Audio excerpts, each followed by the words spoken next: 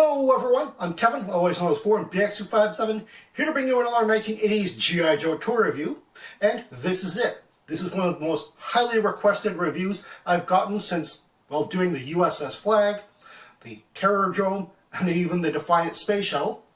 It's the G.I. Joe's huge, heavily armed battle wagon, the 1988 Rolling Thunder, and its driver, Armadillo.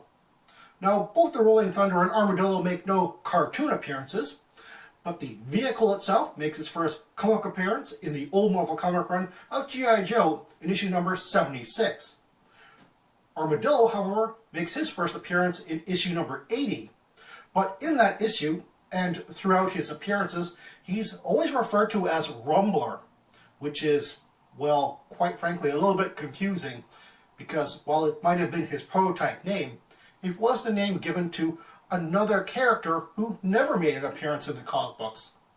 Uh-oh. The Rolling Thunder is a massive vehicle. It's around 13 inches wide by about 14 inches high with the antenna. But it's a whopping 28 inches long, including the front chin cannon here. But that's only its compact transport mode. It gets even larger in its alternate mode, but we'll get to that in a moment. Let's first take a look at the front end of the Rolling Thunder. First we'll take a look at the chin cannon, which only elevates that much, but depresses quite a bit. As a matter of fact, it can go just a little bit further down like that, and can swivel more than sideways. So if the 28-inch length is not to your liking, you can actually get rid of about 3 inches worth of length just by pushing the cannon out of the way. Next we have the opening windshields to access the cockpit inside. I'll just take the figure out so we can take a good look at what's inside here. We have a driver's seat, but no steering wheel. We do have just joysticks here and here in the center console. And repeated on the other side is a co-pilot or co-driver seat. Both seats have these seat belts. These are just standard little seat belts. No left or right particular seat belt here. Standard for 1988 and slightly 1989 before being replaced by a clip system, I believe.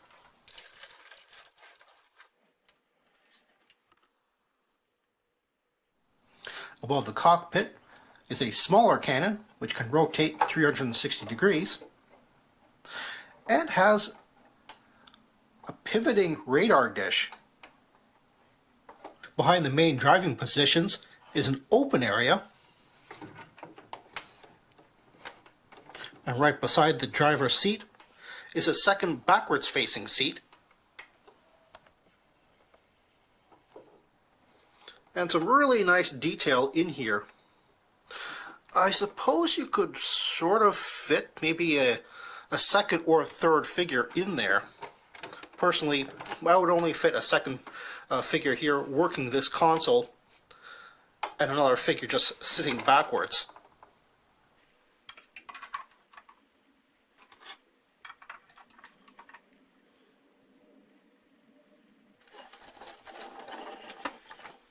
In each of the four corners we have 2 of these massive wheels, making 8 wheels altogether. And each of the 4 corners also has a little fender with missile banks underneath them.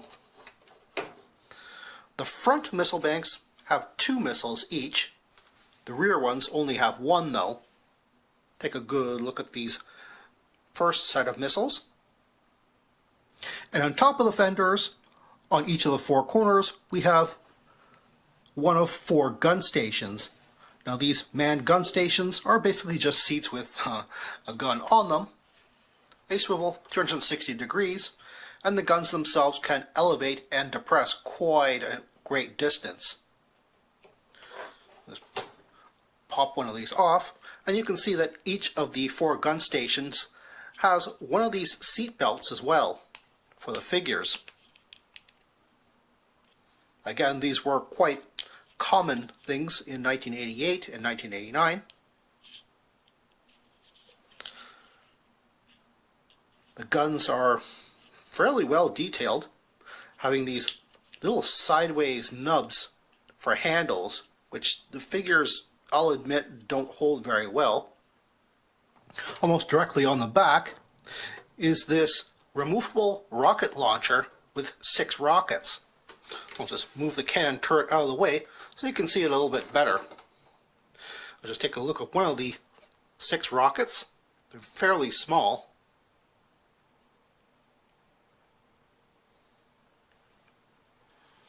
And the rocket launcher itself is attached to the back here.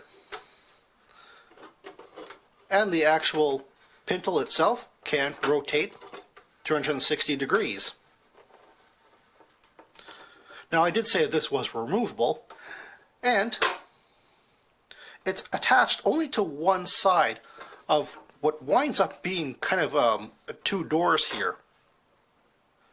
So you can actually move the door and the rocket launcher comes along with it. Or, like I said, you can remove it. And if you don't want it with the Rolling Thunder,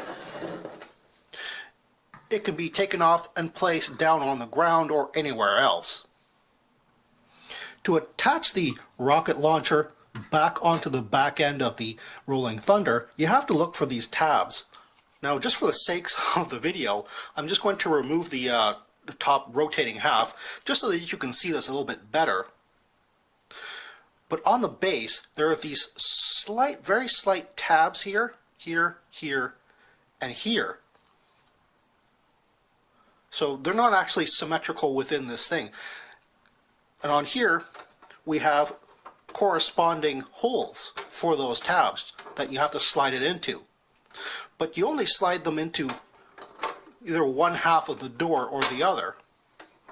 So you can either choose to hook it onto this side or this side if you want to. Like here, I'll just hook it onto this side, and you can see that these two line up with this, and you just slide these in here and slide it down until this tab goes inside, like that. And that's all there is to it. It's locked into place quite securely. Now, behind that, we have one of my favorite features of the Rolling Thunder, and that is the opening ramps which store the ATSV Scout vehicle. Just push the cannon again out of the way. And one of the things you want to do here is to unlock the ramps, because they're kind of locked right now. This whole portion actually kind of slides backwards, but you don't need to fully extend it. Right here, you just need to pull it back just a little bit, and when you do,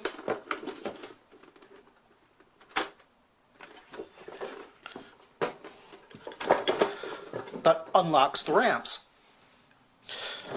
So now, just pushing this a little bit out of the way, you can open up the ramps on both sides,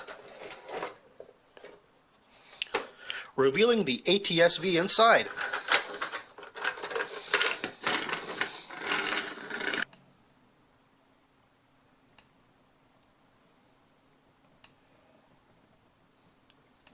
And now let's take a quick look at the all-terrain Scout vehicle. I must admit, the ATSV does look a bit like Roller from the Transformers, that little Scout vehicle which popped out of Optimus Prime's trailer. We have 6 tiny wheels and a swiveling gun, which doesn't swivel all the way around. It does have little stops at the end there. Some really nice detail as well. On the inside seat, we have a joystick, as well as a stick to simulate the figure turning the gun as well. So I'll just grab a random figure, pop them in, and you can just see how big this thing is. It's not very big, but it's not comically small either. It does look like a realistic ATV would. And just to compare the ATSV with a similar vehicle, the 1985 Armadillo.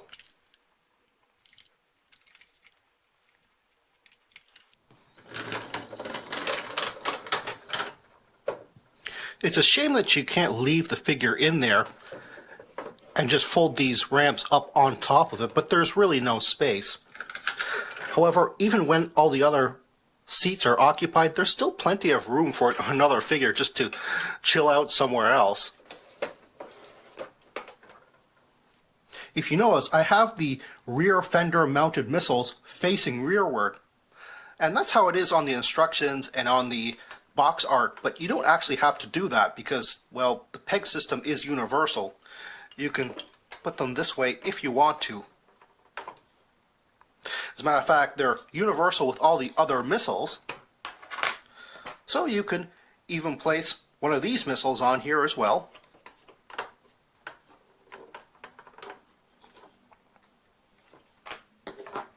And even one of these missiles, if you so desire. The places for these missiles can be interchanged with these ones, but honestly I wouldn't recommend putting any of the larger missiles on the missile launcher because this tends to look a little bit silly, honestly. Just to point out again, above the two rear corner wheels we have a fender with mounted weaponry, the one missile, whereas the front end had two of these, and of course another gun station. But above that we have the main cannon. Now the main cannon in the transport mode is a little obstructed from turning 360 degrees. The sides actually bump into the gun stations on both sides. But the cannon itself actually ratchets in 3 positions.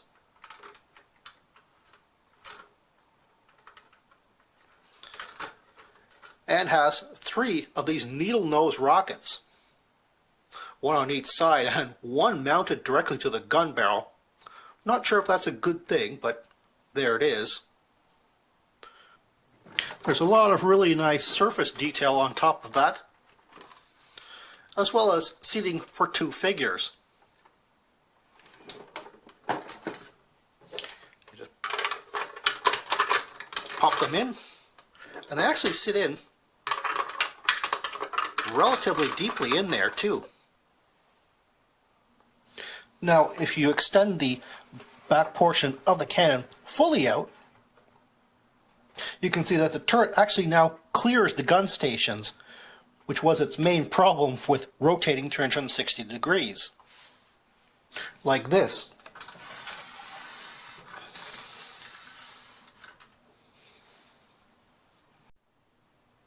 With the cannon base fully extended and the ramps folded down, now all you have to do is open up these doors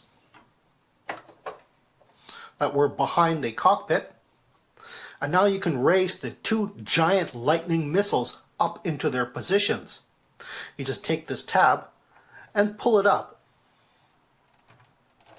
You'll notice that there's a little hole here, and that's for this locking tab to go into. So that when you're pulling this thing up, that portion is actually going into that hole to lock it in place. Say hello to the Lightning rockets. The largest rockets in the vintage G.I. Joe run, standing at about 14.5 inches tall each. There is some detail inside the missile cavity. Assuming you didn't want the missiles in there, that cavity could be used to carry more figures, like a personnel carrier. I'll just remove one off the gantry just for a closer look. These mammoth rockets are often jokingly referred to by the G.I. Joe collecting community as the nukes of the G.I. Joe line, but I don't think they were ever intended to be viewed in such a way. One interesting thing about them, however, is the name. Only on the packaging does it call these things Lightning rockets. On the blueprints they're called Double Team rockets, and I can sort of understand where they're coming from with that, but I prefer calling them Lightning rockets to go with the whole Rolling Thunder theme. So why exactly are these called double team rockets, other than the fact that there are two? Well, on each side of each of the rockets, we have a little opening glass panel with 3 rockets, or I should say bombs, on each side. So we have even more armament, totaling around 12 of these little yellow bombs all together.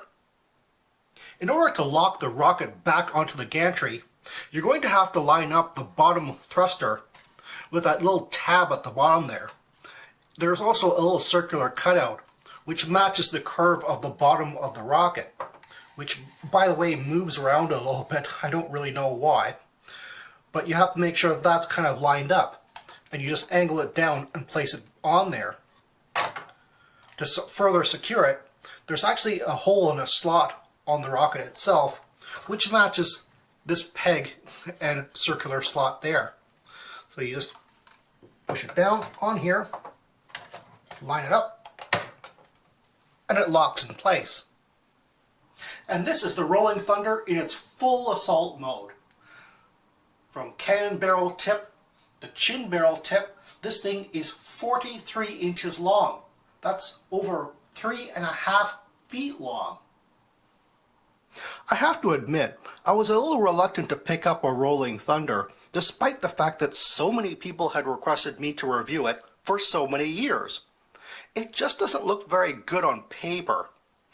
And I'll even have to go so far as to say that it's everything that's wrong with G.I. Joe vehicles in the mid to late 80s. But now that I have it in hand, I can also very clearly say that it's everything that's right with G.I. Joe vehicles in general.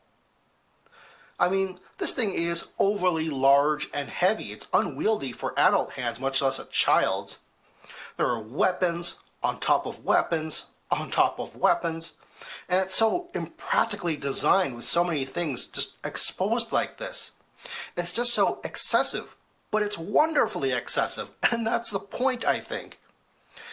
Despite the size of this thing, the body is actually quite low, and the front end is so sleek. It's just very well designed as an entire toy. And yes, the surface is open and exposed, but it's also accessible at the same time. You don't have to flip open doors or lift up roofs in order to get into the action. It's all right here, very displayable as well. And speaking of flip open doors, that's actually the best part of this thing. You open doors, you flip out things, and it becomes something else. And yet, both of its modes are very usable. They're very playable, and they're both very displayable as well. It's the best example of what Hasbro toy designers were capable in the 1980s. And speaking of that, check out all the figures that I have on here. They're almost the entire lineup of the 1988 carded line figures. There's 9 figures on here, a 10th being in the ATSV, and here's the last figure, the 11th. And look at that. They're not all bunched up. Sure, you can use this as a personnel carrier, but it's basically a play set and a great vehicle all in one. I can't express just how much I love the engineering of this toy. Everything just fits together so tightly and folds out so well. It's the perfect use of space. Now, the middle portion is open and rather blank, but that's also kind of the point because there's just so much surrounding it. You'd almost think that the middle portion is something that you use for your own personal design. Whatever you want that middle portion to be, that's what it is. Personnel carrier, headquarters, perhaps a stockade, which everything around it is guarding. That's up to you and your imagination. If you're looking for a Rolling Thunder on the aftermarket, there's only really a few things that you have to look out for, and they're mainly just completeness sake things. There's actually only 2 real problems in terms of breakage, and unfortunately one of them is the wheels, specifically either this one or this one on either side, simply because unfortunately The only real design flaw of the whole thing is that there is very little room when you fold up the ramps onto the ATS-V. So a lot of people wind up really pushing down on this ramp in order to just to squeeze everything in, placing excessive pressure on these two wheels, cracking them over time. As you can see, the wheels for the Rolling Thunder are quite large. They're attached to the body by a split rod, almost like a mushroom peg, but kind of a bit more flexible. And this is a good example of that. Hasbro uses this quite a bit, and when the peg and the wheel are a similar color, it doesn't look so bad. When it's a contrasting color, it kind of looks kind of ugly, and the Rolling Thunder's scale makes that just so much uglier. So I'm really glad that they put a hubcap over that. Now, Hasbro actually reused the mold for the wheels for two other vintage G.I. Joe vehicles, the 1990 General and the 1993 Cobra Detonator. So if you're looking for a spare wheel on the aftermarket, you have to make sure that it still has the holes for the hubcap. Or better yet, just try to find a wheel with the hubcap still attached. The other potential breakage problem is on the gantry. It has on the front and back these pegs. This peg fits into the hole here. This can be broken off, meaning that you can't lock this thing in an upright position. Oh, it'll stay just fine without that peg, but it won't lock into place. And the other problem is on the other side of the gantry with this peg system. These things will often crack off in the missile. And that is a problem because when you lift this whole gantry up, it really does need those pegs in order to go up with the gantry. And they'll just flop right on down. Now here's a look at the potentially missing parts on your Rolling Thunder. Yeah, that's 27 of these small and medium range missiles, not including the two large ones, for a total of 29. That's quite a lot to keep track of. On top of that, you have the removable missile launcher in two pieces. You have 4 of these windows for the 2 missiles. You have 6 of these seat belts, which I'll have to admit they are kind of common to several vehicles in the 1988 and 1989 range, so they shouldn't be too difficult to find. But then there's the unique antenna, and you have to find 2 of these. Unfortunately, the large amount of parts potentially missing raises the aftermarket price of the Rolling Thunder, which was already a very popular toy. But I do think it's worth it, even if you do find it for, maybe a little bit more than you want to pay for it, because it just makes such a great display. It's certainly the centerpiece to many G.I. Joe collectors. Armadillo, Rumbler, Armadillo. That's easy to remember, right? All joking about his name aside, Armadillo here comes with no accessories, and on the face of it, he seems like a rather plain figure. To be honest, a lot of collectors actually don't like him because of certain things, but these are actually points which I actually like about him. The first thing is, he actually seems like a rather short figure. Now, I know a lot of collectors seem to be excited when they discover that their favorite action figure is actually taller than the normal or average G.I. Joe, but here we have a figure which is actually kind of short. Now, normally that height is artificially given to a figure because of a sculpted on helmet or hat, but here we have a helmet on Armadillo and he is still shorter than this 1988 Muskrat figure. However, it's because of how he's designed. He is a stocky figure, so his helmet actually rides a bit lower on his skull than what should be the average, or rather normal, than it is on the 1988 Muskrat figure here. And taking a closer look at that helmet kind of reminds me of a boxer's training helmet, just the way it's designed. I know it's not exact to that. It should have straps, I should think. But it just looks so much like a boxer's helmet rather than a proper military helmet. And yeah, I'll get this out of the way. He has one of the ugliest face sculpts in the entire G.I. Joe vintage line. Honestly, I kind of like it. It's just a hair cartoony, but honestly, it just gives him a bit of personality that an otherwise plain at first glance outfit kind of affords to him. Now, granted, you have a good chunk of his body being taken up by the plainness of his tank top. And yes, I will call it a tank top and not a wife beater. This isn't cops after all. But if you look around the figure, there are all sorts of other interesting things. Continuing on with like the boxing theme, he has these wrapped up forearms, which is something that you only see on fighting sportsmen. You would think that he would come with gloves for driving, but no. And one of the most interesting things about the figure is his belt buckle, this bullhead's skull. Now that could mean several different things. Now the figure's file card actually alludes to him being born in Arizona, which is cattle country, so it could just mean that, a callback to his homeland. But he could also be a raging bull in a china shop, which is how he drives the rolling thunder. Or it could just be Raging Bull, another allusion to boxing as well. One of the things that I really don't get about the figure, which I'm still trying to figure out, is his pants. They seem to be sculpted with something kind of attached to his belt and going down his leg here on the side, with the inner thigh being something else.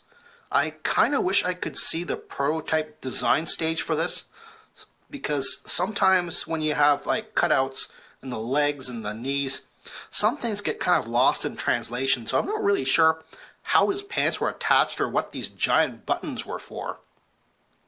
And speaking of which, he has little painted on belt buckles on the many straps on his boots.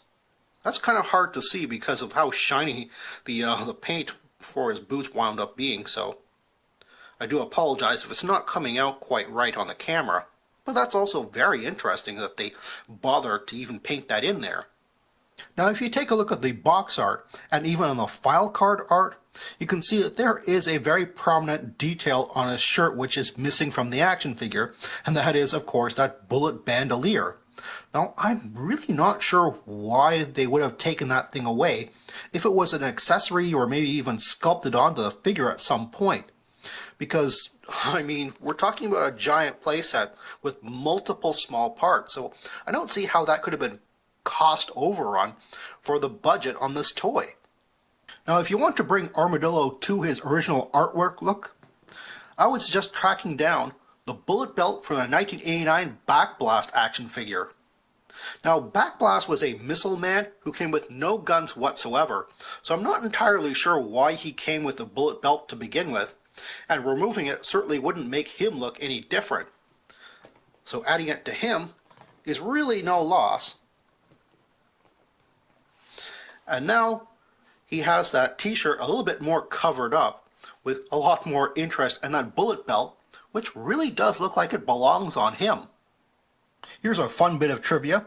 On the box, what's photographed is a prototype of Armadillo here, but he's made up of several older figures. His head sculpt is original, but his chest is from the 1987 Outback, his arms are from the 1986 Monkey Wrench, his waist and legs are from a 1986 Sergeant Slaughter, and his lower legs are made from a 1987 Sneak Peek. How strange!